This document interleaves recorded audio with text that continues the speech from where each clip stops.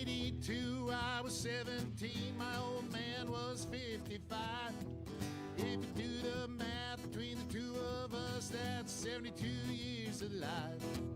An eternity, so it seemed to me. How could anything live that long? Now I say my folks were only 84 the year that they passed on. For a little while it seems you got time to choose your dreams. Pretty soon you look around and you see 100 years ain't what it used to be.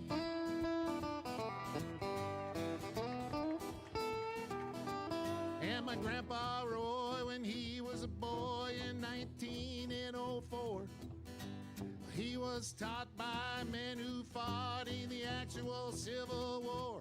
And only 8 decades passed and my high school class put the tassels on the other side.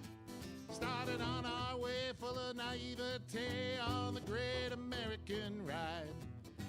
The months and years slide past, each more quickly than the last. Pretty soon you look around and you'll see 100 years ain't what it used to be. Oh, Johnny! Oh, yeah.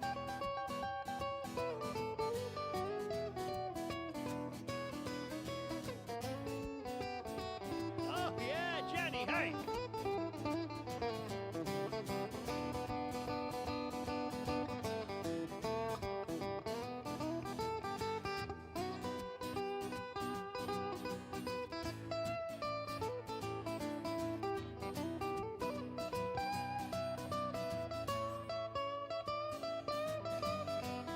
Oh, yeah! He did the guitar face.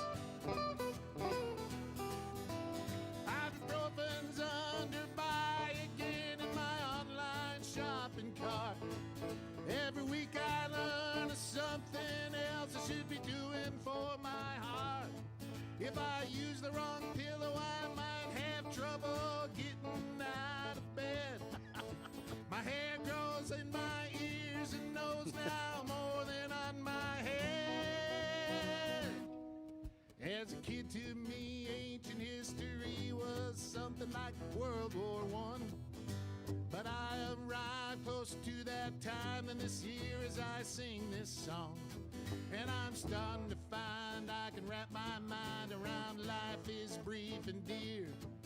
I can hardly believe my baby girl's turned 26 this year. For a little while it seems you got time to choose your dreams.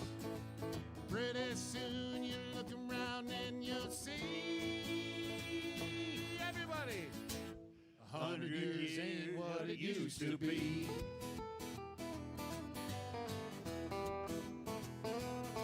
Before you know it, you're 63, making plans for Medicare A and B. You look around yourself and you see 100 years ain't what it used to be. Josh Arnold. Joe, You know, there was a guy that just, at the end of his rope, he'd had enough. he'd had enough. I'm just, Josh Arnold, investment consultant. Wait a minute. What about the, you talking about picking up quarters. What about the gals that were at the Dave the Mortgage Doctor golf tournament that could pick up golf tees okay, in a Matthew. certain way? Josh Okay. Arnold, investment Headphones consultant. Here's the Killdozer, Joe. Oh, yeah. He turned it into a tank. Yeah. Just reset all of this stuff. Well, I think we'll just How do you this doing, Chris? again. You ready? Josh Arnold, investment consultant, brings you Garage Logic Podcast number 1665, November 20, 2025. 63 degrees, the record high on this day. That was in 1925, 3 below in 1921. We're a long way from the last 60 of the year. Do yourself a favor and call Josh Arnold at 952-925-5608 for a free 48-minute consultation. Hail the flashlight king. And now, from the mayor's office above the boathouse on the east shore of Spoon Lake, It's Garage Logic with Chris Reavers manning Technology Corner, Kenny Olson from the Krabby Coffee Shop, John Haidt in the newsroom, and of course, the Rookie. Here is your Flashlight King, Fireworks Commissioner, and the Keeper of Common Sense, your Mayor, Joe Soucheray. Boy, one thing just leads to another, doesn't it? Keep it going. We came up with that. We had the cold case 48-hour rule on the three-wheeler. I thought we were done, but Mr. William Stein of Aiken writes, you were talking about three-wheelers. My former next-door neighbor was instrumental in their being outlawed. The late Dr. Bruce Adams was a family practitioner in Aiken who also moonlighted weekends as an ER specialist at North Memorial in Minneapolis. He later went on to be the ER chief there. He got sick of seeing so many terrible injuries caused by three-wheelers, mostly due to the tendency for them to rise up and flip over backwards. One of the worst type of injuries was called deglovement of the mandible, Holy in which the handlebars strike the lower jaw, peeling back all the skin and muscle of the lower face. Good riddance and good luck. Holy mackerel! What is it I called? Removal disagree. of the mandible? It's called deglovement of the mandible. I don't like your deglovement. I don't do deglovement. Right. That means the get those, glove Joe. I'll meant get those. something. Deglovement. He was a baseball How would you player. use that in a sentence, sir? Before he went out to play golf, he tried to. He had to go to the bathroom, so he had to deglovement himself, as opposed to. Boy, they're getting weaker, aren't they? Well, you know, Yeah. That's all right. you give me a half an hour. It's almost like we prepped him on it. The hell, deglovement. Okay, You ready for that? got it. Pretty sure. There it is. Wait a minute. Doesn't that fly in the face of what we've been saying, how everybody in Minneapolis is blaming the cars for being ripped off? Isn't that kind of the same thing, Joe? I mean, I don't want to make this a political issue. What? Kenny's got a point I there. missed It's far too late to bitch about the outlawing of three-wheelers, but here we are blaming the machine and not the dummies. incompetence of the operator. Kenny, when was put a date on that when the three-wheelers went to four-wheelers, roughly? Do you I recall? thought we did that yesterday. Yeah, we're done. 1988. Yeah, it was. You could get this. Squeeze I that can pull see that when hurt my Joe neck in sits back like 1988. that and looks down, he's done. He's done with the topic. Yeah. Like a blackjack dealer, Joe. Show your hands like this. Yeah, there you go, yeah. Bert writes, if you're naked on the front porch and the neighbors can't see you, it's rural. So that's Kenny and Reavers. If you're naked on the front porch and the neighbors alert the authorities, it's suburban. That would be Haidt. If you're naked on the front porch and the neighbors see you and ignore you, that's urban. If you're naked on the front porch and your naked neighbor, also on the front porch, waves and says howdy, that's Florida. Not bad. That's pretty good. I have to laugh. I see your pineapples upside Hey, down, how you sir. doing? Oh, gross. We have, I think it's been mentioned on the show, but perhaps I have a bit more information. We have more information on the woman running against Ilhan Omar for Congress. Her name is Latanya Reeves. This is the 5th congressional district seat. Omar's had it since 2020. She is up for re-election in 2026. Previously, she had been in the Minnesota legislature, of course. Omar was born in Mogadishu, Somalia. We all know. We know all that stuff. What about this new woman, Latanya? What's her deal? She's got awesome hair. She's got a lot of hair. She's a Democrat. Boy, this is all about all the crimes that Ilhan mostly is alleged to have committed. Latanya, what did I say her name was? Latanya Reeves. Reeves, yeah. Well, Reeves has been involved in public safety. She's been a career probation officer in the Adult Supervision Services Division at Community Corrections and Rehabilitation in Hennepin County. She is chair of the Minneapolis Community Commission on Police Oversight. She was appointed in 2023 to serve on the Minnesota Sentencing Guidelines Commission. She is an incoming president for the 2026 version of that corrections group she's in. She served as the chair of the Minnesota Civilian Public Safety Commission. She served as Justice-Involved Girls State Task Force. She has served as the Justice Co-Chair for the Minneapolis NAACP. She's an active union organizer. She's been involved with the DFL. She's a member of the Democratic National Committee. I still like her over Omar, despite all this. You stole it from me. I'm looking at her platform and vision, Yeah. and I disagree with everything, Everything. but I like her more. Oh, I than like her a most. lot more. Yeah. She has a Bachelor of Arts degree in Political Science and Sociology of Law, Criminology, and Deviance, a Master of Science degree in Public Service Leadership and Criminal Justice. You can't flunk those, and I still like her, and has completed all but her dissertation for a PhD in criminal justice. Well, God bless her. She's our gal. Now, there are 2 Republicans running. I have no idea why they bother. I like their chances. These individuals would not run against Omar in the primary where the Democratic candidate would be selected. They would run against Omar in the general election. Oh, our old friend Dalia Al-Akidi, we've had her on the air. Isn't she from Baghdad? She ran against Omar in 2024. Yeah, she was born in Saudi Arabia. She moved to Minneapolis in 2019. And John Nagel, a 30-year veteran of the Minnesota State Patrol who lives in St. Louis Park. John, we hardly knew ye. Didn't we have him on once? I know we had Dahlia on, No, but I thought we don't had- know that we've okay. had John Nagel. The name's on. just ringing a bell. You're thinking of John Vogel, Big No, John. he's thinking of our electrician guy, Nagel. His first name was escaping me. Jim Nagel. Jim Nagel. Oh, That's there's exactly. another life lost. Yep.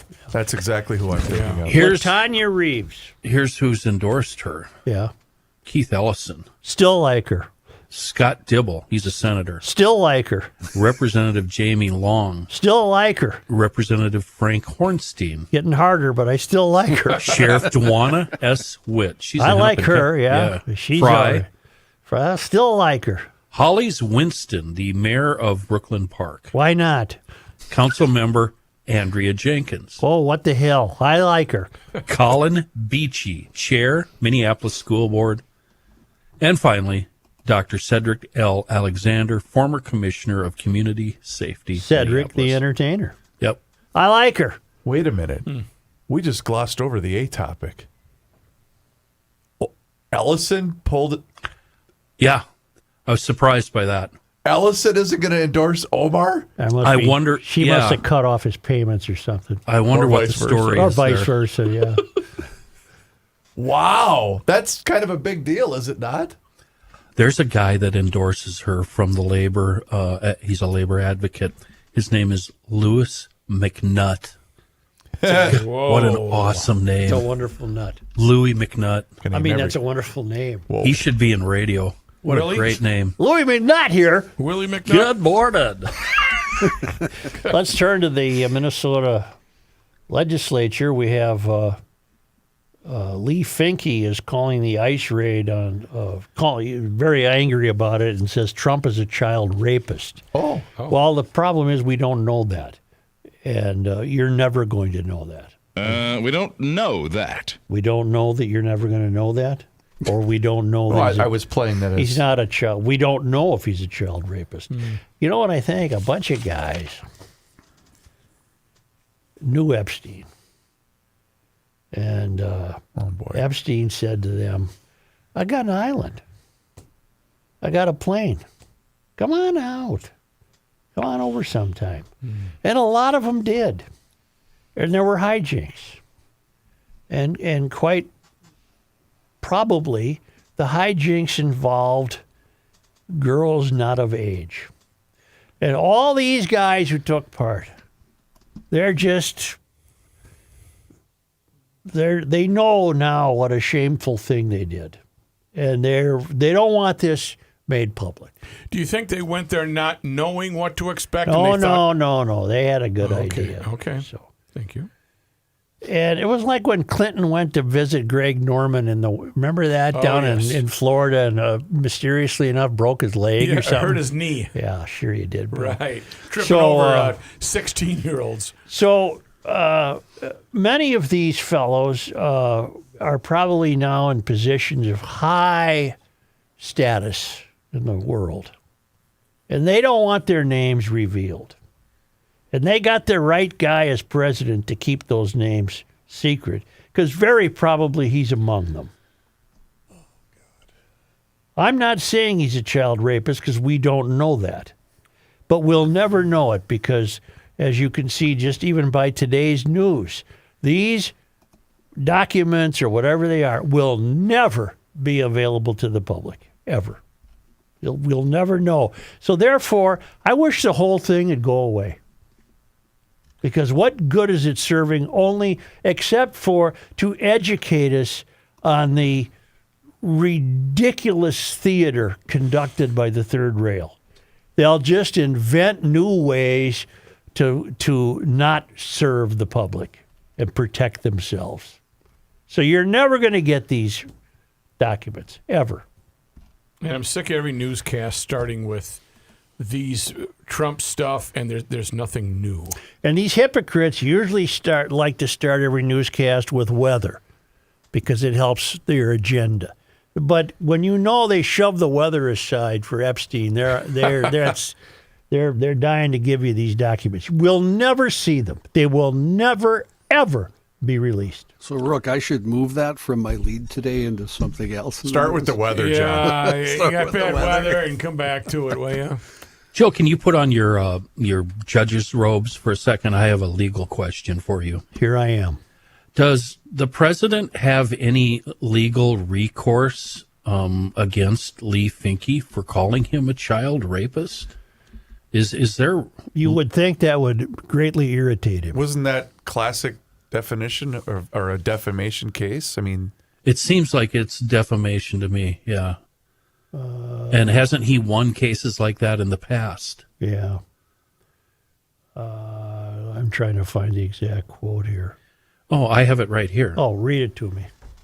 Accused in her Instagram comments, she accused him of participating in a massive sex trafficking ring and called him a child rapist. She said, "I don't know what happens in this current political climate when we definitely prove that our president is a participant in a massive sex trafficking ring organized by his friends. Going on, it is one thing for us to presume what we know in the face of mounting evidence, but it's another thing to confirm the reality that the man who is our elected president is a child rapist." Well, that's one way to get rid of her. Yeah, he's got a case there. Unless, of course, he's a child rapist, and suing her would cause him to have the file. Even if he is, the onus would be on her to prove it, right? Yeah. Yeah. How does she prove that? What does she have proof? Well, we've come a long way in this country to we're arguing about whether the president of the United States is a child rapist. I'd rather go back to arguing about three-wheelers versus four-wheelers. Well, to tell you the truth, so would I. 88, you say the switch was? It was in that era. Got it. Early 80s, maybe. Got it. Now I got it. Yeah. Yeah. Have you ever seen the movie Diamonds Are Forever? Yeah, that was the one. There was based three-wheelers in Las in- Vegas, right? Yeah, there was three-wheelers in that one. Connery. That's right. Yeah. You want to talk about awkward machines? That same era, the wet bike, which was also in a James Bond movie. One of the hardest machines to get out of the depths and up on top of the water. But once you got it up and going, it was a blast. Is that what you pedaled? No. Remember Bond it was white, and it had what looked like one big ski in the front and one in the back. I guess I can vaguely picture it. Yeah, and you rode it. It kind of looked like a motorcycle on the water. You sat on it like it was a motorcycle. And once you got going, it was fine. But, boy, getting going was a real challenge. I want you all to know that today, thanks to the UN, which is an organization that I am grateful for the UN. I think they do wonderful work. We don't know that. I'm glad we host them on some prime real estate in Manhattan, overlooking the East River. I think it's fantastic. They've always done good work. Oh, for sure. As you look back across the decades, you could imagine what kind of condition the world would be in if it wasn't for the UN. They do some marvelous things, and I want you to know that today the UN is celebrating World Toilet Day. Oh. Yeah. I used the toilet today. Well, and they managed to tie the toilet to climate change because the UN is a very wise. Did you group hear of the people. opening ceremonies? I didn't. It was a flushing cell. That was it. Yeah. Gathered here today. Did they give a special shout out to Mr. Chair and Mr. Chairs all over the world? They did. They said, if it's brown, it's down. If it's yellow, it's mellow. The idea of I've said this before, and the UN has done nothing about it. Half the world still relieves itself outdoors. What's wrong with that? Well, so in all these countries that the UN has presumably been involved with over the years, they've never accomplished a thing because the main thing that half the world needs is sanitation, and they don't have it. And the UN wants to say they don't have it because of climate change, which is ridiculous. It doesn't make any sense. But the UN's sole goal is to destroy Western society. Yeah. And when they come up with climate change, they only mean the United States. So Right. somehow it's my fault in St. Paul, Minnesota, that somebody in Africa does not have sanitary conditions. And it's my fault because I'm driving a car. Joe, how would they rule in my case where I do have indoor plumbing and bathrooms and a septic system, but I prefer to go outside and use the outdoors? You are merely identifying with your brothers and sisters elsewhere who do not have indoor facilities. So they would lend a sympathetic ear. Thank you. There were live performances at this event. I would hope so.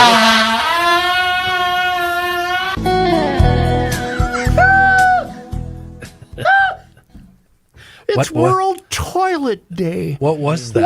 Why does this body exist? They haven't done anything. Oh my God! I just realized John and Kenny have no idea what we just played because they were both out last Oh week. Yeah, my all I God! heard was what was I heard Chris Isaac. Set There was it up, a- Reavers. Okay, so there was picture a guy, hardworking blue collar guy in the restroom, and his buddy times up the sound you hear with the beginning of the Chris Isaac song. There's a guy trying to do his job, Yeah. Yeah. Center stall. and he's being filmed by his buddy. Oh, no. And then he thinks, that is so weird. I can add a song to that. So here it is.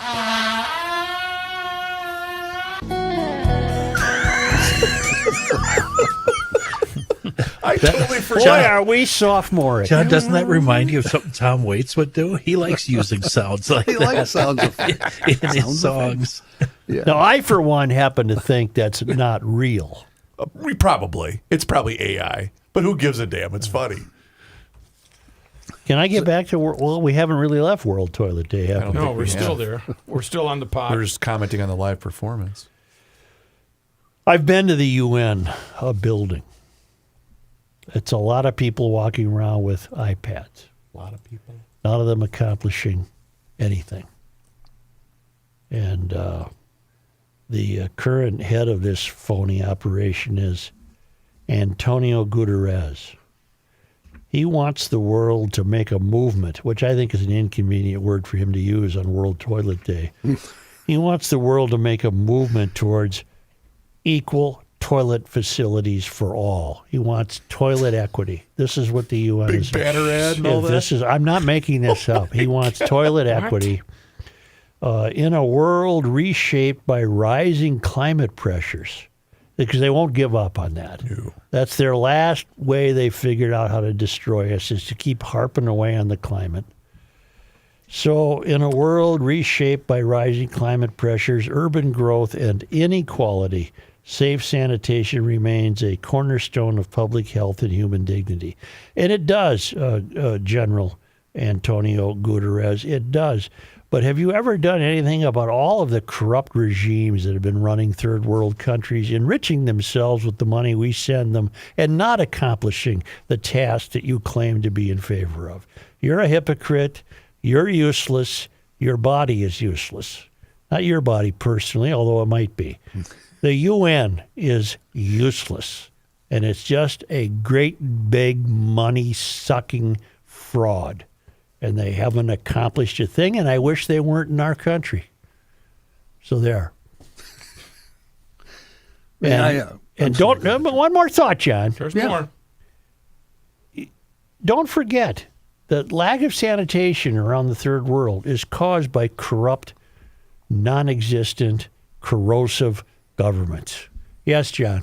I just wanted to make a correction from our earlier conversation. Yes. About Keith Ellison, because I thought, boy, it's weird. Yeah. He did endorse Ilhan Omar for Congress. That's better. He endorsed LaTanya Reeves to be a member of the Democratic National Committee. Oh, so he's okay. endorsed both of them, but for different spots. Sure. Can you do that? You can do anything you Well, want two when you're spots, the sure. attorney I general. suppose. He had two jobs, you know. He's the attorney general. He can damn well do what he pleases. I like that Latanya is milking it, though. That's fun. And despite the fact that she's virtually left of Bernie Sanders, I still like her Because she ain't Ilhan. because she ain't Ilhan Omar. This is the week of voting for the 2025. Oh, Brooke, you got to get the trophy. You don't have to. Oh, because the Center of the American Experiment will award the 2025 Golden Turkey Awards next week, right? Yes, sir. On this show, Wednesday. we name the winner. You still can vote by going to AmericanExperiment.org to cast your vote. This is your vote for what you think is the best example of wasteful spending by the government. Walls is in there, but not for the billions and billions and billions of dollars he's blown. He's in there for the $430,000 legal bill he racked up just to appear on a congressional hearing, even though he spent 12 years in Congress. Gold Line Bus Project, $1 million bathrooms in Bloomington. They use COVID relief money for that. And some crackpot in the legislature wants you to be able to surf on the Rum River. That would, what's that guy's name? He's now Speaker of the House, Stevenson or Stevens? Who is it? This is his baby. Come on, help me. Who is the guy? Speaker. It's a Coon Rapids. Ralph Mouth. Not Ralph. It's Mike Johnson. No, it's not Mike Johnson. It's come on, let's go here. Zach Stevenson. Zach Stevenson. Yeah, Zach is. He wants you to surf on the rum. He'll divert $6.2 million from roads to make Anoka, Minnesota, the next surfing hotspot. GLers, you've got your work cut out for you, but the voting is open for the American Experiment's 2025 Golden Turkey Awards. Go to AmericanExperiment.org and cast your vote.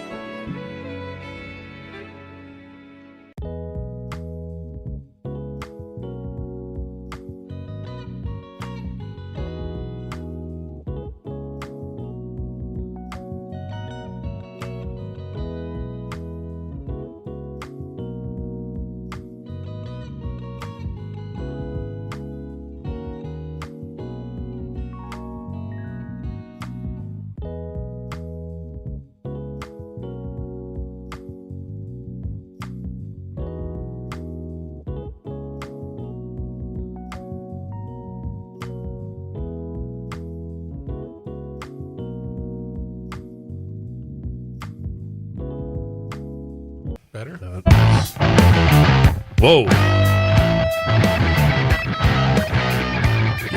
The Earth is not your mother. The Joe Souchere Show. Play for Patrick Positive Thursday today. It's brought to us by Schoonover Body Works and Auto Care in Shoreview.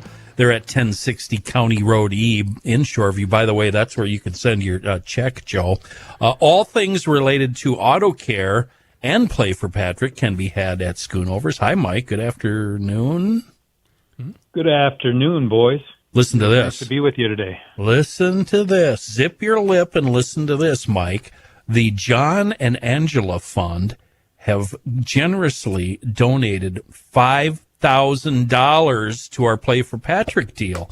Also, this morning, we had an anonymous donor donate $2,500. So our grand total right now, $10,270. Is that right, Gabe? That's correct. Right on the money. We're doing good so far, Mike. Holy schmoly, that's fantastic. Oh, we That's ain't great done news. yet. I brought my checkbook to work. And then I got yelled at because I forgot to ask you what your address was yesterday, Mike. Sorry. That's See, okay. Mike, Joe can't just do it the way everybody else does it. He's got to bring in his bucket of wheat pennies, and he's going to truck them up there and let Nikki sort through You guys them. got a coin You know counter what, in here? As much as you guys like to give him crap, you know, if it weren't for Joe, we wouldn't be here, right? Well, that's- thanks for reminding Boy, that's us. a hell of a comment. Thanks a lot, Scoons. We appreciate it. Thanks, Hey, Joe, Joe. that'll shut him up quickly, right? Yeah, that really worked. What can we do to help? What else do you need? What's our goal, by the way? Isn't our goal we're like up- $30,000? Well, whatever we can raise, it's just going to be kind of it's just going to be perpetual. We're just going to continue doing these heart screens, and we're going to continue teaching people how to do CPR and how to use an AED, and we're going to continue giving these AEDs out to schools and communities throughout the state. So, you know, next year, last year there was a law passed called the Cardiac Emergency Response Plan, which requires all schools in the state of Minnesota to have a SERP program, as they call it. So they got to be prepared for sudden cardiac arrest, whether it be a student or an adult or a parent or whatever.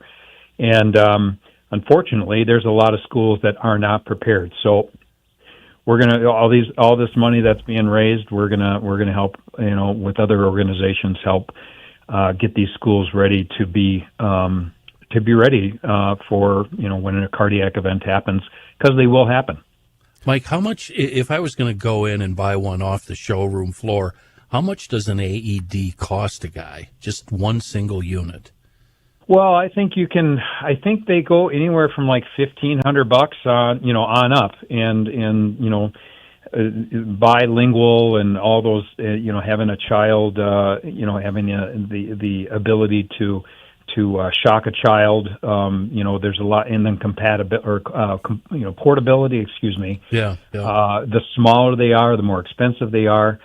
So, but you don't have to spend a lot because, you know, there's a lot of refurbished and used AEDs out there. There's a lot of companies that, hey, this thing is 5 years old, so it's beyond our use, but it's still a good AED. So the only thing that I would recommend to GLers is just use some common sense and caution of who you're buying it from, because you know, if it's too good of a deal, or if it's a company that doesn't have a very good reputation for servicing it or teaching you how to use it, then it's not a very good deal.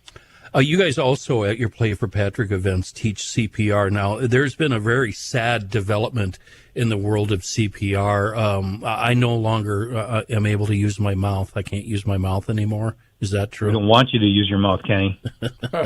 God, I hope not. That actually makes it a lot easier. And my sister-in-law, who is in the medical field, can attest to this and has done it.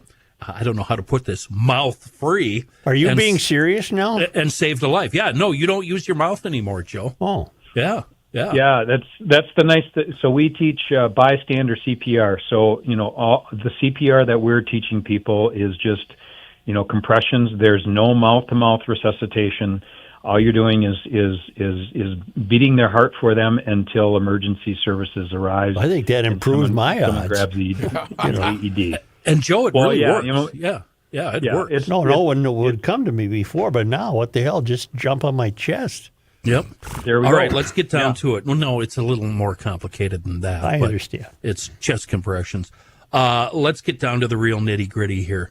Where do we donate? Chris, you've got, I know we can donate to playforpatrick.org. GarageLogic.com/donate is where you can go and you'll get all the information. Just go to the website, garagelogic.com. What do you think? We need another 10 grand or so, don't we? 10, 15 grand by the end of the week? I think so.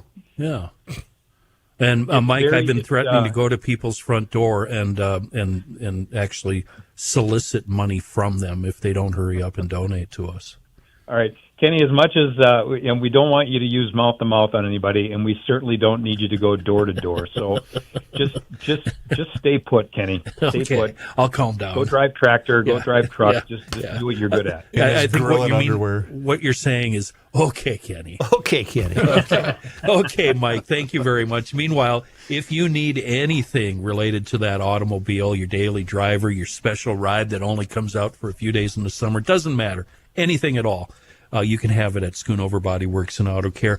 They are the official shop of Garage Logic and always rated as one of the best shops in the metro. The website, schoonoverbodyworks.com. Thank you, Mike. Thanks, guys. Thanks, yellers. Okay. You guys have a great day. Okay. Thank you. You too, Mike. Tim Walls, are you listening? Tim Walls, are you listening? It's perfect. A report issued yesterday by the Minnesota Chamber of Commerce warns that Minnesota's economy is losing ground compared to the rest of the nation. The Chamber of Commerce announced that it has launched a multi-year initiative dubbed the Economic Imperative for Growth to reverse the findings of the report. According to the report, Minnesota's GDP per capita has grown 1% annually since 2019, while the national average is 1.8%. The state's labor force only increased 0.2% annually, leaving nearly 2 jobs per job seeker.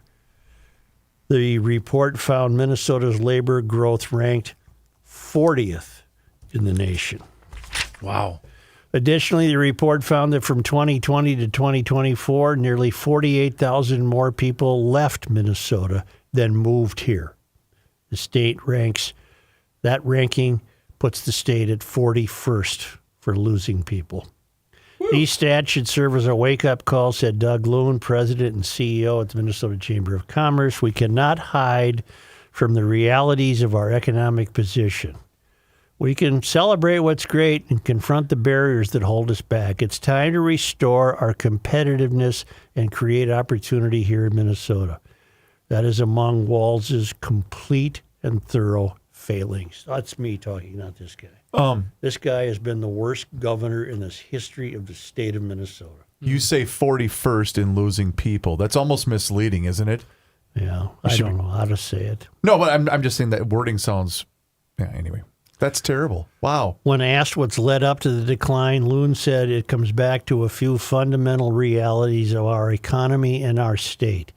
We have a demographic challenge. We're aging. We're not replacing ourselves as fast as we want to. And we're not seeing the migration to Minnesota that we once enjoyed. So you put those things together and we have challenges with our population, and that's not all. Our regulatory and tax environment are burdens on business expansion and investment, Loon said. Isn't that something? There's no more. And this current governor. Thank you. Careful. He wishes to run again. Does he not think he has not thoroughly enough destroyed the state Joe, yet? His work is not done. Mike Fratelloni and I recorded our show earlier today. He told me something that blew my mind, and it goes along with this. Do you guys know what the average age of the first-time homebuyer is currently in both the U.S. and the state going of up Minnesota? dramatically. It's in the 40s now, isn't 40. it? 40, yeah. 40 years old. For solutions, according to the chamber, we need to make sure we're an affordable state. Well, that's a big hump to get over. that we're welcome to people moving here. Well, people aren't. And helping them find a career and opportunity here. This is all about economic opportunity for Minnesotans and non-Minnesotans to be in Minnesota. These are challenges for us we need to think about. That also relates to our tax code. Are we always going to be a high tax state? Taxes are almost every aspect of our economy. That is a challenge that many times pushes investments and people away from Minnesota. So then there are also our regulatory environment. We've been working hard at the Chamber to come up with a better way, more efficiently, to deliver regulations to the state as opposed to creating barriers to regulation. If you go to Channel 5 website, 5 Eyewitness News, you can download the whole Chamber report. To me, they didn't say it. To me, it's an indictment of Walz, of the Walz tenure. This decline is under his tenure. Of course. So I'll say it. But nobody's aggressively going after that, though. He's getting a pass. Do we have, well, this is also what we're dealing with. There's a great audio that can be accessed through this online newspaper called the Minneapolis Times. MinneapolisTimes.com. Carol Becker. It's a fun place to check daily. I'm beginning to get in the habit of checking the Minneapolis Times. David Tinjum was the one who put this piece together. Okay, and here is the audio of Robin Wansley announcing her Marxist intentions. Hey, y'all. It's Councilmember Robin Wansley, and I'm just coming to you to check in and share a little bit of good news. So this time last week, we had 46,000 Minneapolis residents vote to elect a Democratic Socialist mayor. And while we were not victorious in that fight, all 4 DSA endorsed city council candidates, including yours truly, won their races by overwhelming margins. And to me, that does send a clear message that we do have people all across our city who do want city leaders who are going to fight for working class communities and not corporate interests. And that's exactly why I'm so excited to announce that I will be formally bringing a proposal to establish a Democratic Socialist caucus on the city council, and that I intend to lead it. And this caucus will represent the citywide movement we've built over several years to advance policies that uplift and protect working class communities and some of our most vulnerable communities. And I think it's important to have that work and those values be reflected in City Hall. So in January, I look forward to council supporting the adoption of a Democratic Socialist caucus under my leadership.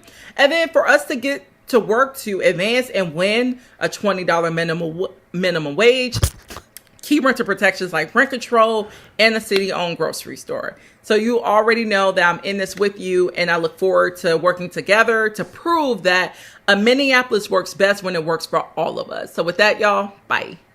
How do you have working people without corporate interests? Oh, my God. And the $20 an hour, where's that supposed to come from?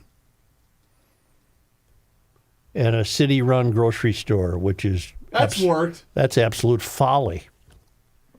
This woman is corrosive. She won her seat handily. Does she have the votes on the council? No. To pass those ridiculous things? No. But you know, when you watch the video and you're listening to her talk, it completely feels to me there's a machine operating here in Minneapolis, Kansas City, LA. It doesn't matter. That she's a puppet, and the puppet master, whoever that is, behind this DSA movement, is sending all these same talking points to all these candidates. She's too stupid to come up with something like this on her own.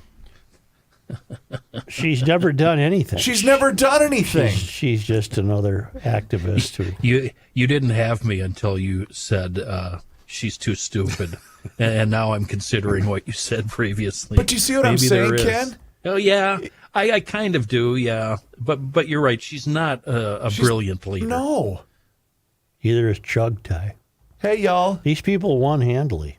So Minneapolis, good luck to you. Yep. you knew what you were doing, or more accurately, you do not know what you're doing because you keep involving these people. And she holds corporate interests in America in contempt because that's what she's told to do by the DSA movement. It's in their platform.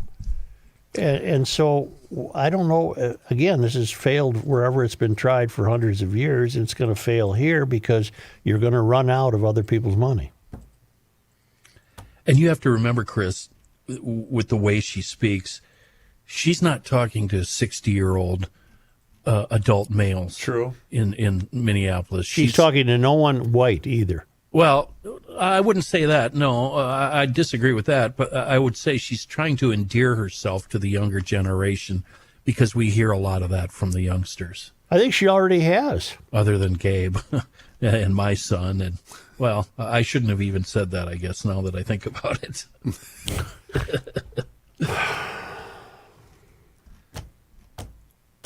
Yeah, but you see what she's doing with her manner of speech, right, Chris? Hi, y'all. I do. Yes. What's up, y'all? Yeah. She's trying to endear herself to a certain demographic. Either that or she thinks we're in Georgia. Hi, y'all. Yeah, she wasn't talking to us. She wasn't talking to GLers. Right. All right. Yeah. Because all of the GLers have left the city. It seems timely. It seems timely to point out that there is a Nirvana out there, and it could be Sioux Falls, South Dakota. What a time! That's a timely ad, Joe. Especially after that chamber report comes out. Sioux Falls, South Dakota, business friendly. Can you imagine what that must be like? A business friendly tax environment, no personal or corporate state income taxes, a growing city, well-educated workforce, centrally located, cost of living is low, voted #1 best small city for business and careers by Forbes magazine. There's no state corporate or personal income tax, no inheritance tax, and no limits to what your business can achieve. Go to the Sioux Falls Development Foundation. They're going to steer you to the right information. It'll help you make this decision if you're thinking about expanding your business, moving your business, starting a new one. Find out everything you know at Sioux Falls Development, one word, SiouxFallsDevelopment.com.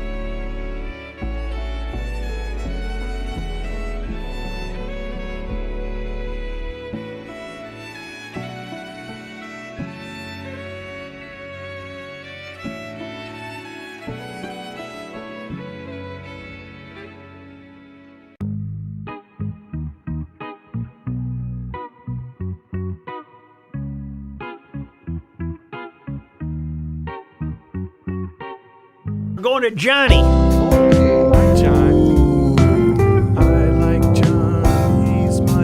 Here's a man who spends hours in hardware stores, sifting through the nuts and bolts of life. Joe Souchere. It's gift-giving season. Masters Maples is here for you, by the way. MastersMaples.com. Mike Fredoloni had a great idea. Don't be the guy that shows up with a bottle of wine at a Christmas party, because that sucker's going to be gone in about 2 minutes.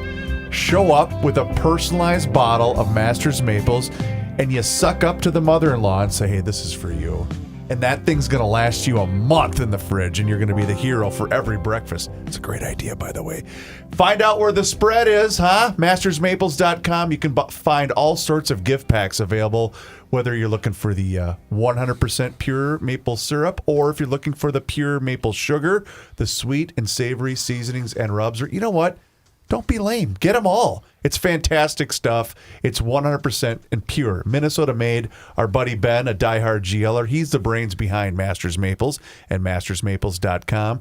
It's an awesome gift. Get it right now before they run out at mastersmaples.com, and you yourself can taste the difference. After a long and unfortunate absence, here he is, our newsman, John Height. Thank you, Joe. It's wonderful to be back at Rook. Thanks for that song about me. Did you like that song? I wrote that just earlier. Very impressive, yeah. Let's start the news with some sports notes today. By the way, this is all brought to you by North American Banking Company. Thank you. Sports notes, the Twins will be part of the action next year as Major League Baseball revives its Field of Dreams series at the site of the 1989 movie. They'll play the Philadelphia Phillies. There were games played there in 2021 and 2022, but they did some renovations, and MLB action will return to the site August 13th. Twins will be the home team. The two clubs will take 1 day to travel back to Minneapolis before they finish out a 3-game series at Target Field August 15th and 16th. Joe, I need August 13th off. Okay. As much as I hate the Twins right now, I have to go see the Twins at Field of Dreams. Mm-hmm. Also announced yesterday, a new broadcast situation for MLB. New deals announced yesterday will not affect how you view the Twins locally. In-market streaming, Twins.tv will continue to carry all in-market games for fans. Out-of-market streaming, MLB.tv remains the option for out-of-market viewers also, with the usual blackout rules. The MLB.tv and Twins.tv bundle will remain available. And as far as traditional TV goes, the deal does not affect 2026 local television distribution. So basically, whatever you did if you watched the Twins last year, do the same thing this year.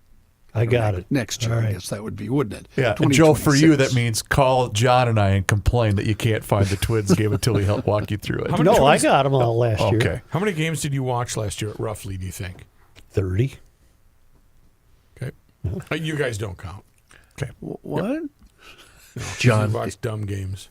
In your absence, I signed up for the same sports bundle package that you and Chris have. Oh, yeah. And immediately tuned into the Wild. They were in the third period.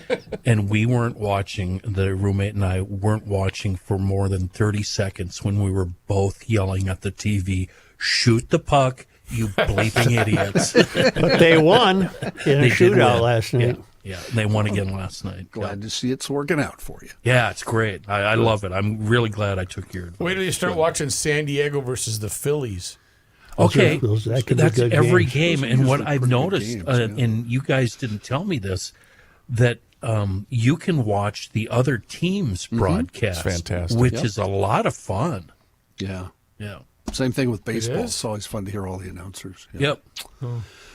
In news, the city of Minneapolis honored 10-year-old Harper Moisky today by declaring November Harper Moisky Month and urging others to carry on her legacy. Moisky and 8-year-old Fletcher Merkel were killed in the shooting at Annunciation Church and School earlier this month. Moisky would have turned 11 earlier this month. In a resolution approved by the city council, the city of Minneapolis said it wants everyone to carry on Moisky's spirit, kindness, and joy. Municipal liquor stores are losing customers who are drinking less. And that means the cities are losing money. The trend of fewer Gen Z drinkers is being felt across Minnesota. For instance, in Sauk Rapids, the liquor store there, sales are down more than $100,000. City leaders say the loss of revenue will impact everyone in town. The finance director in Sauk Rapids, Jack Kohlhammer, said, "I've heard it for several years and it just seems like it hit us hard this year. It usually helps pay for police vehicles, fire equipment, public works equipment. It helps reduce property tax levies. It does have an impact. It will have an impact across the board." The Minnesota Municipal Beverage Association says the industry has been through these cycles before. They're telling customers, or members, to go back to the basics with customer education, quality pricing, and effective promotional activities. These are young people. Gen Z is born between 1997 and today. Mm-hmm. Yep. Robin Wansley has a plan, though. They're going to have city-run liquor stores here in Minneapolis. That'll be great. Yes. Well, municipals work great in other towns. Munis. Well, that's what this Sauk Rapids story was about. So. Yeah. The weed drinks are flying off the shelf. Yeah. For now, until doesn't the law change at the end of the year? They'll fix it. I don't know. Star Tribune reporting Waymo, the driverless ride-hailing company, is bringing its fleet of autonomous electric vehicles to Minneapolis. Testing of the signature white Jaguar I-Pace SUVs and Zeekr RT vehicles is set to begin today, but it will likely be several months before any passenger service would begin. Chris Benelli is the product communications manager for the Silicon Valley-based company owned by Alphabet. He said, "We are here and telling you what we are doing. We intend to offer ride-hailing in Minneapolis. We are not just coming for testing." Wait till one of these things gets stuck in a snowbank. Well, I'm just going to say, have these people seen our streets? I know. I wouldn't bring anything here. Or goes in front of a light rail train. Yeah. Can you imagine the road rage it's going to generate? How about the potential carjackings where there's nobody driving? Yeah, nobody to confront. Give me that keys. Right. Testing with a human driver behind the wheel will begin by collecting data and mapping out the city, Benelli said. Cars are equipped with sensors, cameras, radar, and LiDAR, which is light detection and ranging, to create a 360-degree view of its surroundings. I got you. Once everything is complete, a driver will remain behind the wheel as the vehicle drives the routes, only taking the steering wheel should the need arise, according to Benelli. At that point, he said, the future of transportation that, quote, does not get drunk, tired, or distracted, as the company describes it, would be ready for Waymo to give rides in its fully autonomous cars. With nobody behind the wheel. That's correct. Right? Nobody anywhere. I ain't ever doing that. John, did you cite the actual type of vehicles that they have in Yeah, Jaguar SUV. Jaguar or something. Jaguar I-Pace Like the SUV F-Type? Okay. and a Zeekr RT. I don't Interesting. know what that is. They are already using these in several cities, Los Angeles, Vegas. Phoenix, and San Francisco among them.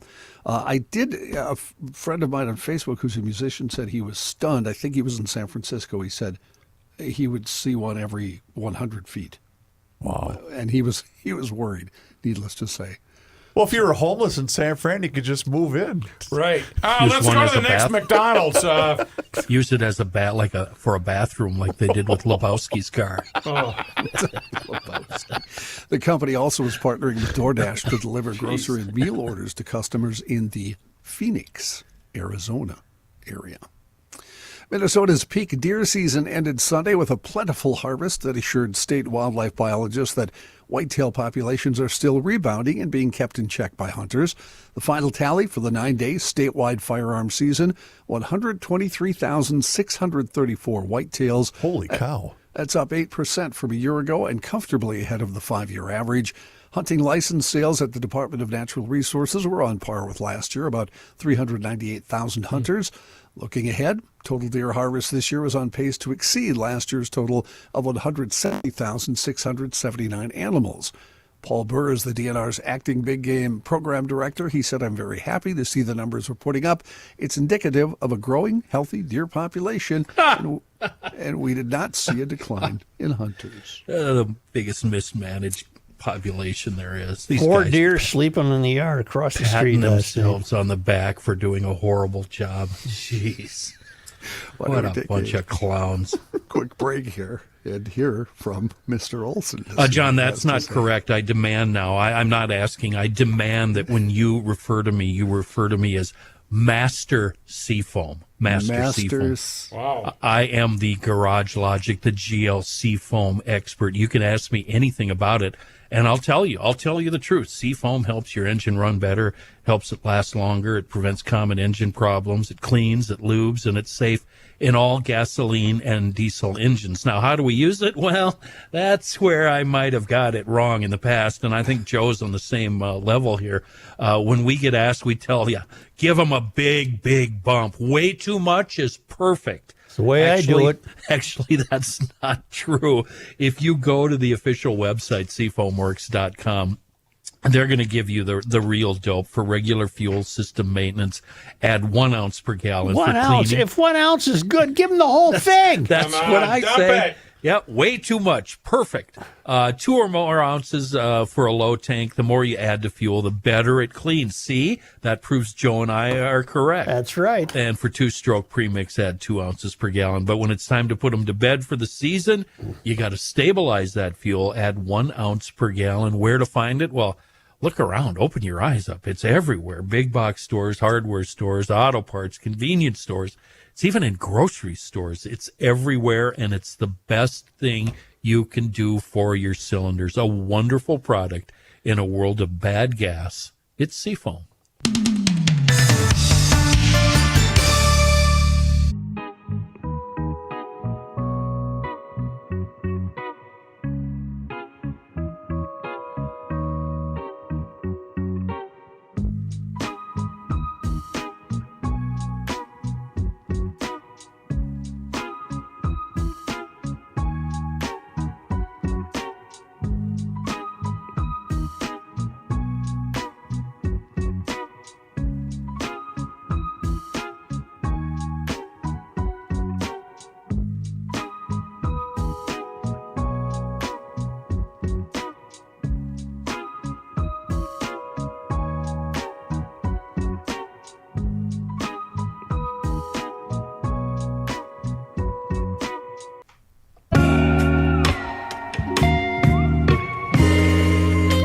Here's a guy looking through his phone.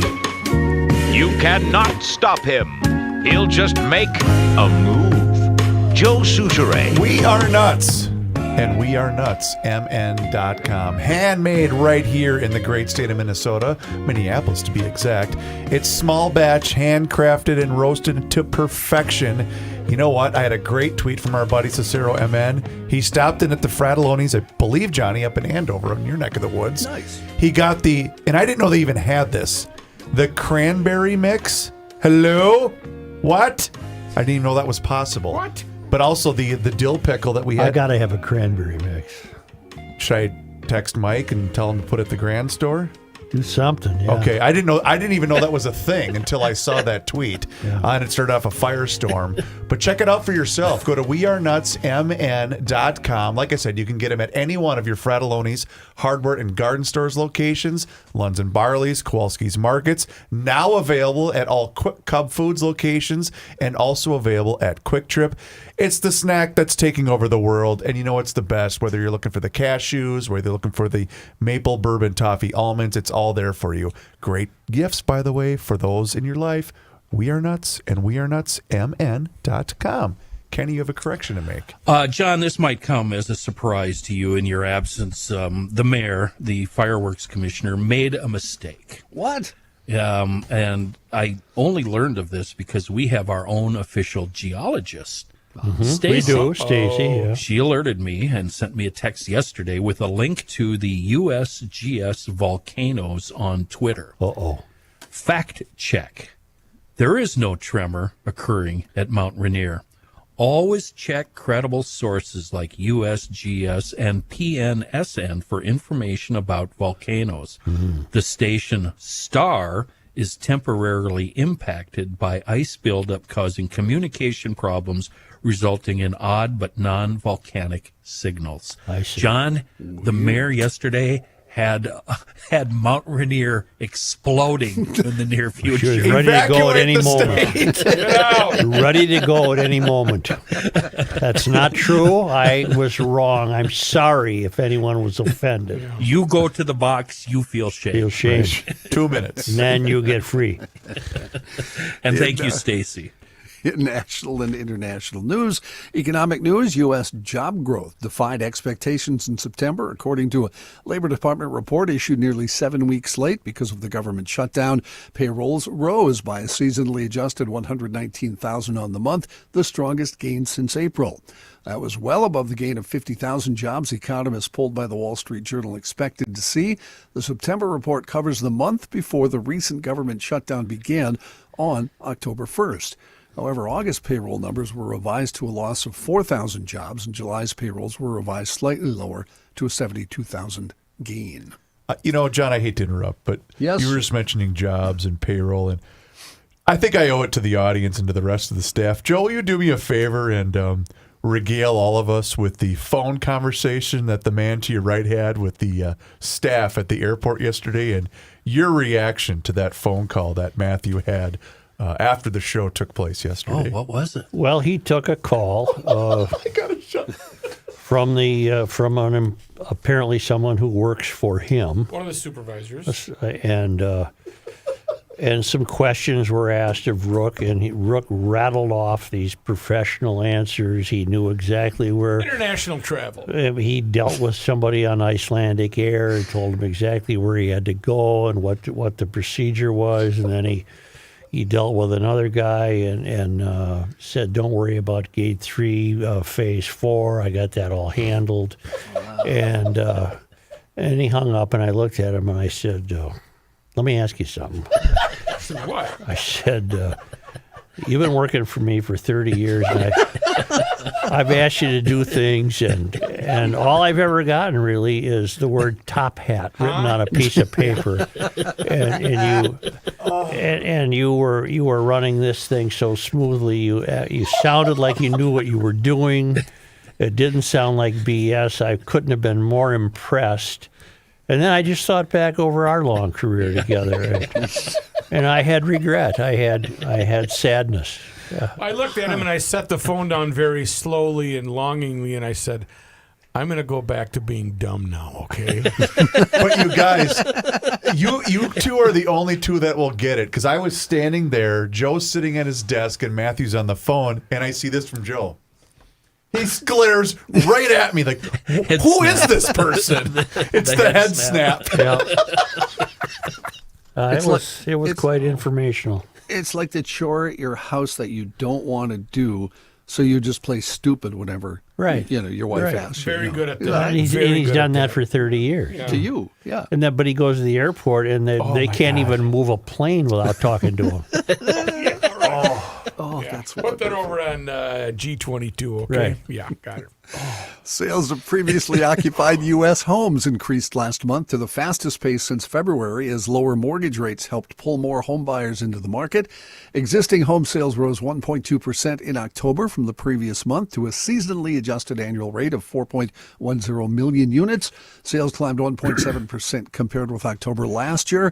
October's home sales were likely limited by the federal government shutdown, which could have delayed some transactions that would have closed last month.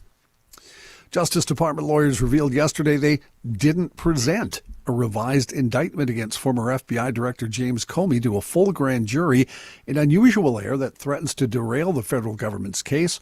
In September, interim U.S. Attorney Lindsay Halligan presented 3 counts against Comey to a grand jury stemming from the 2020 testimony over the Trump-Russia investigation.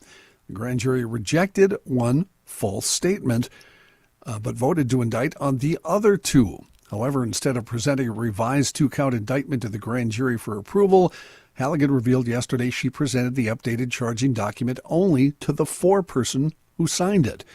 The news presented yesterday could result in the case being thrown out altogether, according to legal experts. President Trump signed a bill last night to compel the Justice Department to release files related to Jeffrey Epstein, capping off that months-long bipartisan push in Congress.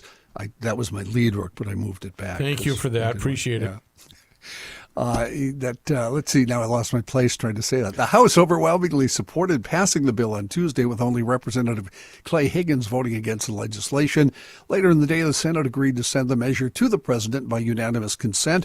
The bill requires Attorney General Pam Bondi to release all unclassified records related to Epstein within 30 days.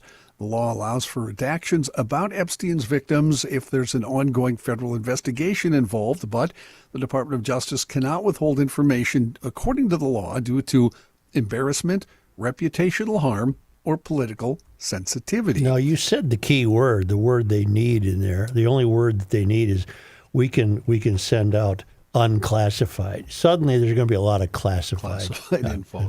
And if you do get them all released, it's because they've been so thoroughly scrubbed. There's nothing in there embarrassing to anybody. It's going to end up that Epstein led a choir on that island, and they all it was a religious ceremony. It was wonderful. And they have 30 days still to do whatever You'll they want. never So, see them, and if you yeah. do, it's because they've become meaningless. Democratic Rep Sheila Sherfilius McCormick of Florida has been indicted by a federal grand jury on charges she stole $5 million in Federal Emergency Management Agency funds, which she's accused of then laundering to support her 2021 congressional campaign. The indictment was announced by the Justice Department And by the yesterday. way, she knew what she was doing. The indictment alleges Sherfilius Apparently McCormick. not. She's been caught. Well, she only got caught because of, well, I'm sorry, John, you finish the story. The indictment alleges McCormick and her brother Edwin, received a $5 million overpayment in FEMA funds directed to their family health care company in connection with a contract for COVID-19 vaccination staffing in 2021. Federal investigation has been going on for several years now and dates back to the Biden administration. It sounds like fraud that they didn't even ask for. No, they were It just just giving it showed to up. them, yeah. And they were successfully able to maneuver all that money through all these shell operations. That's it's just, wonderful, yeah. I think that's the way it But should be you done. said this a while ago. All NGOs just need to be shut down and I wouldn't vetted. have any nonprofits. I'm sorry. I know there's a lot of them out there that do There's great a lot work. of good ones, but I'm sorry, the rotten unfortunately- apples are spoiling your barrel. Mr. President? Well, no, I got it right. Okay. I got it Close right. enough, yeah. Washington National Cathedral this morning hosted a bipartisan show of respect and remembrance for Dick Cheney, the consequential and sometimes polarizing vice president who in later years became an acidic critic of fellow Republican President Donald Trump. Trump, who has been publicly silent about Cheney's death since November 3rd, was not invited to the memorial service. Neither was his vice president, J.D. Vance. Two ex-presidents came, Republican George W. Bush, who eulogized Cheney. Cheney was, of course, Bush's vice president. And Democrat Joe Biden was there. Solid and rare and reliable is how Bush said his vice president was. Talent and restraint exceeded his ego. Smart and polished without airs. Moments before the service began, figures of recent but now receded power mingled. Bush and Biden and their wives sitting in a row together. Former Vice President Kamala Harris and Mike Pence chatting side by side in their pew with Al Gore and Dan Quayle together behind them. Biden greeted Republican Senator Mitch McConnell, the former longtime Senate leader, and his wife. Behind them sat Representative Nancy Pelosi, the former House Speaker. Daughter Liz Cheney, the former high-ranking House member whose Republican political career was shredded by Trump's MAGA movement, joining Bush in addressing the gathering at the Grand Church. Others delivering tributes at the funeral, Cheney's longtime cardiologist, Jonathan Reiner, former NBC News correspondent Pete Williams, who became Cheney's spokesperson at the Pentagon, and the former vice president's grandchildren. Trump administration has drafted a 28-point peace plan that appears to be a non-starter. It calls for Ukraine to make major territorial concessions to Russia and drop demands for a peacekeeping force to deter future attacks by Moscow. The administration is trying the same approach it used to achieve a U.S.-brokered ceasefire in Gaza last month, drafting a multi-point outline and then push the warring parties to accept it. But the blueprint, which was worked out by Secretary of State Marco Rubio, Special Envoy Steve Witkoff, and Trump's son-in-law Jared Kushner, is likely to run into strong opposition in Kiev from the European governments involved, also according to one European official. A Frida Kahlo self-portrait. You guys remember Frida? Yeah. Yeah. Sure. I do. There was a movie about her. Selma Hayek played her in Yeah. the movie. Oh, I knew that movie. I never heard of her. Frida That's Kahlo. not surprising. Yeah, Frida Kahlo. Or Selma Hayek. Which one have you not? I've heard of Selma. Oh, okay. Frida Kahlo's self-portrait could become the most expensive artwork by a female or Latin American artist at auction tonight in New York. Sotheby's estimates that El Sueño will fetch $40 million to $60 million. That would surpass the 44.4 million women's record set by Georgia O'Keeffe's painting and 34.9 million Latin American record held by another Kahlo self-portrait. El Seño depicts Kahlo asleep beneath a skeleton wrapped in explosives, a nod to a Mexican Easter effigy. While most Kahlo pieces are in Mexico under a law barring their sale, this self-portrait is privately owned abroad. The piece appears in a surrealistic-themed auction, although Kahlo rejected the surrealist label. Is she a good-looking gal? She was, how can I put this politely? She wasn't as pretty as Selma Hayek, who played her in the film. That's the way I'll put it. How's Think that about a sound? mud fence. Oh, okay, I get it. Okay. Well, thank you, John. I want to lay some art info, some geez. art knowledge on you, Such. Yeah. A little known fact that all of Georgia O'Keeffe's paintings, every single one of them, self-portrait. Yeah. Now, weren't they all upside down, too, or something? Some strange You have to phenomena. have art knowledge to get that joke, and John is now laughing his Georgia head off. O'Keeffe. So I think he gets it. Well, thank you all. Yes, Rookie. Okay, y'all. Thank you. Yeah, if you guys are out there and you don't have a lot to do and you really want to occupy your mind with good thoughts, well, then you have to look no further than Minnesota's Freemasons. Why is that? Well, for the last couple of years right now, I've been telling y'all about the great things Minnesota Freemasons are doing. Really good things like donating over $6 million annually to support cancer research, aging studies, and children's communication disorders. There's over 8,000 Freemasons throughout the great state of Minnesota working together to make the world a better place by focusing on the core values of friendship, personal development, and helping those in need. Those are really good things to do. Minnesota Masons give away dozens of scholarships each year to tomorrow's leaders. This year, they're going to give out over $900,000 in student scholarships for 2025. To date, Minnesota Masonic Charities has given out over $13 million in scholarships. $13 million. That's why we're such great fans of Minnesota's Freemasons. They're donating their time and talents to foster the next generation of business and civic leaders. If you want to learn more about Freemasonry, their scholarship programs, and maybe upcoming events with the Civility Project, go to mnfreemasons.org. That's mnfreemasons.org.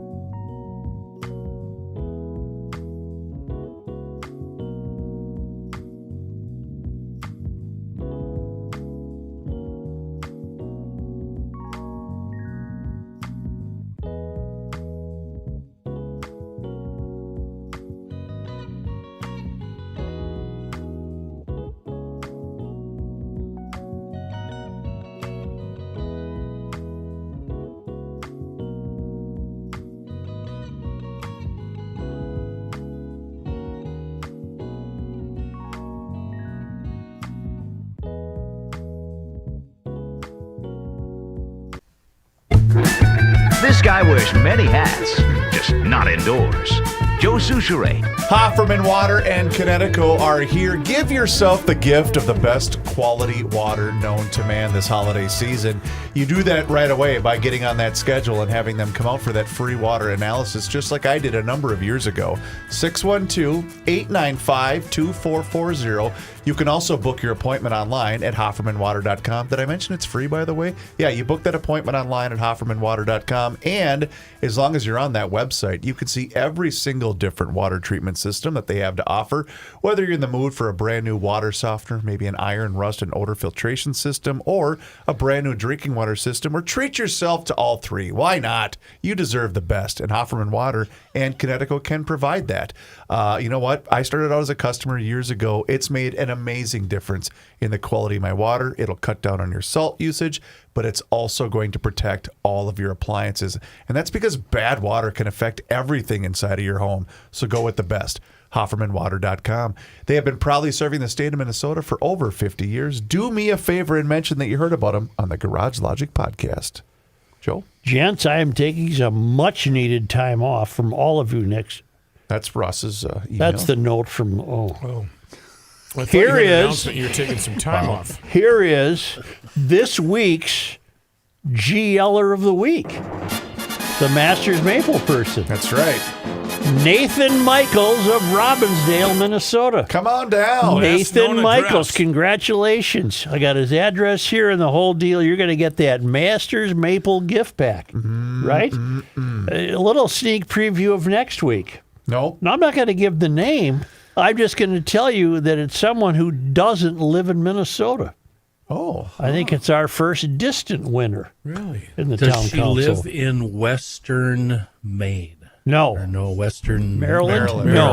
No. I'd see to that if I could. You know, speaking of that, Ross was nice enough to come down here and record that wonderful Give to the Max Day video in honor of Patrick Schoonover and the Schoonover Foundation. I was really glad that you recorded it talking into your microphone. Yeah, very good. Just was the Well, wrong aren't we one. supposed to? No, Oh, he was that's- recording it with his cell Jailers, phone. I that's kind what of get happened. attached to it. That's you what know. happened during the last commercial break. Yeah. That's why it was a bit of an extended break. We're sorry about that. I'm going to do this for Kenny. Okay. We have the 77th defendant charged in the Feeding Our Future scam. Wow. Yeah, this guy's name is Usman Kamara, age 45. He owned Kay's Dollar Grocery and Deli in North Minneapolis. I bet that deli had the freshest halal meats. And he claimed he was serving more than 300,000 meals to the kids. And he was entitled to more than $1 million. But the store is about the size of this office. Oh, bro so works it was tough for him to get it. I'm going to give you more on that tomorrow because it's very Wow. interesting. Okay. But we got a new one. My favorite part about that, Joe, is kickbacks. Yeah. Is anybody that received kickbacks being prosecuted?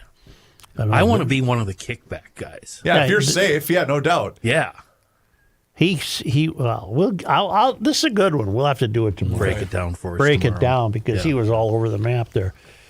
Only because where are we now with the traveling linemen? We're cruising towards the northeast on the Indian Ocean off the east coast of Madagascar.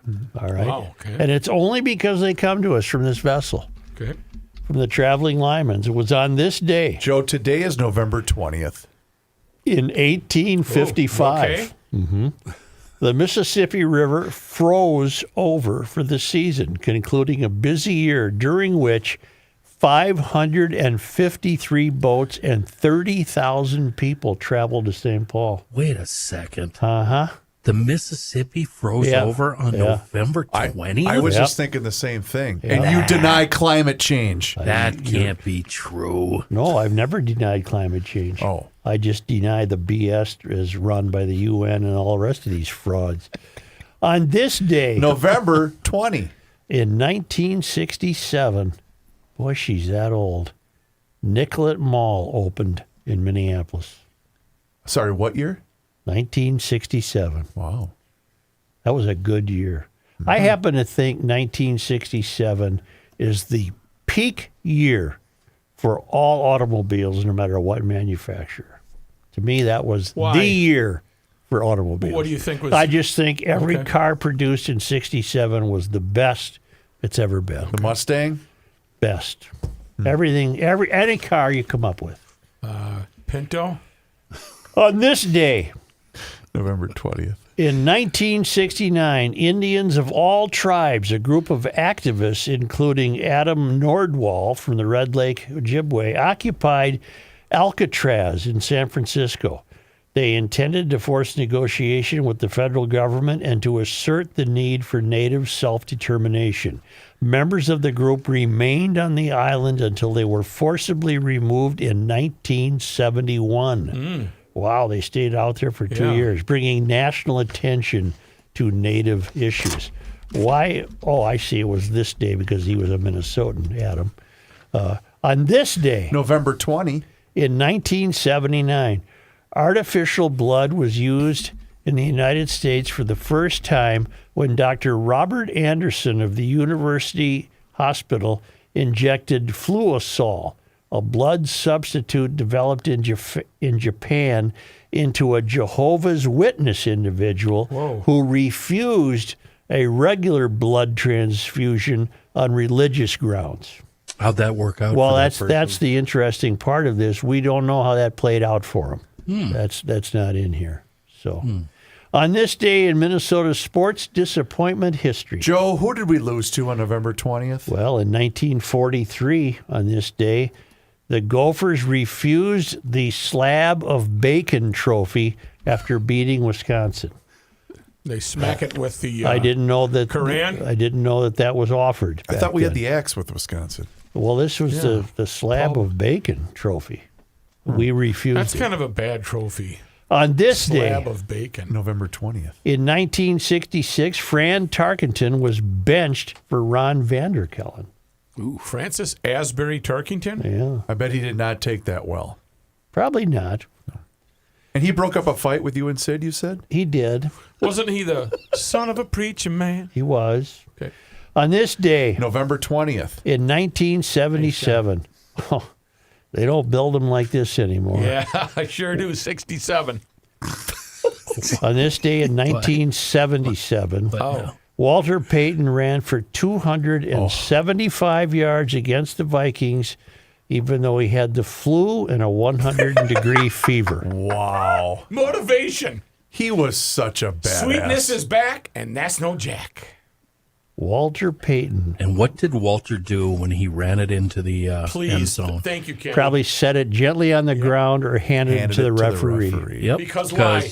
Because he's been there many times Act before. like you've been there before. I love that, Kenny. These clowns today start moonwalking up the goalposts and And the other thing is, how about the guys that drop it right before they get to the goal line? I always like that. You should be cut on the spot if Yeah. you do that. You should Well, be I forced th- to be a male cheerleader. I thought we had this yesterday. On this day in 1981. What's this day? November 20th. The dome at Winter Park collapsed. Oh, wow. Yesterday, the Metrodome collapsed. Oh, I didn't know that. It was a then- bad day for domes. And then on this day in 1981, the dome at Winter Park collapsed. But we also got a lot of snow back in 81. I thought it was a permanent structure at Winter Park. I'm just telling you what happened, Chris. I don't know Okay. anything Guess about I didn't it. know One of anything. those golf dome looking things. Oh, I see. You know, I'm on Give Minnesota. I was looking for the schoonover. We're doing well, but what kind of morons gave $50,000 to whatchamacallit, the radio, Minnesota Public Radio? They got $50,000 on there right now. Why aren't I'm people telling you, giving the to best- a better cause than the Matthew, radio? the best thing that happened to public broadcasting is Trump cutting the funding. Seriously, because now everybody's doubling down on their donations. It's Well, working out Matt, for both them. you and I donate to them every year. Right. We pay taxes. We just don't That's get the true. That's choice. true. We don't get the. I believe that 50,000 donation was signed by T. Walls. Is that correct? It looks like it, yeah. Okay. And then Well, the if other, it was, then he stole it from us. Hey, Such, I have to greet you from Jeff Dayton. We had him on the Krabby Coffee Shop yesterday, along with Dylan Height, talking about AI music. It was cool. And Jeff is still very, very serious about all of us going to the island of Anguilla and doing a few shows there. I'm in. Yep. Only one who won't go is Height. Do we have a givemn.org fund for that? Is For that GL going to that Anguilla? GoFundMe page? We do need a sponsor with deep pockets. For that Delta, trip. can we fly us down there? Let's go. Hey, I can drive us to Nashville if you guys want to do that. We can road trip. That's hardly Anguilla. But no, then we can fly with Jeff to Anguilla. Well, how do you think he's going? He's looking for some dough to do it too. We had a positive impact on Jeff yesterday. He does his own podcast. Yes, he does. And we asked him if he's on YouTube, and he said, no, it's audio only. Well, we put the peer pressure on him. Good. And now all of Jeff's podcasts are on YouTube. So you can just go to jeffdaytonmusic.com and go from there. You'll find all his music, his podcasts, and everything. And just search for him on YouTube. He is fated to have a popular podcast because think of the guests he can get. He ran down some of them, and they're pretty good. And, yeah, I'll be listening to every single one of them. Yep. Thank you, GLers.